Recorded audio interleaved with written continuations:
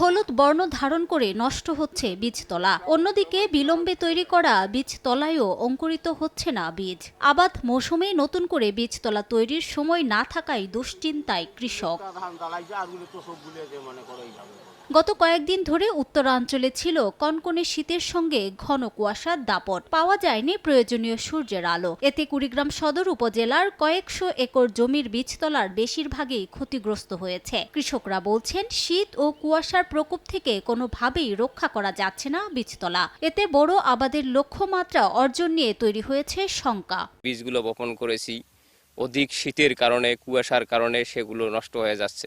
যা গাজাইছে বীজ যে কয়টায় কোন তাকে শীতে নষ্ট করে ফেলাইছি। ভীষণ পাচ্ছি, এখন হিমের কারণে ভীষণ নষ্ট হয়ে গেছে। এখন ভূমিভাগ কিভাবে গাড়বো, এখন এটা কি করবো না করবো এখন চিন্তাই করি পাচ্ছি না। 53 হেক্টর জমির বীজতলা এর মধ্যে ক্ষতিগ্রস্ত হয়েছে। বীজতলা রক্ষার চেষ্টার সঙ্গে অন্য এলাকা থেকে বোরোর চারা এনে সমন্বয় করে রোপণের পরামর্শ দিয়েছে কৃষি বিভাগ। প্রায় 53 হেক্টর বড় বীজতলা আক্রান্ত হয়েছে ঠান্ডাজনিত সমস্যার কারণে।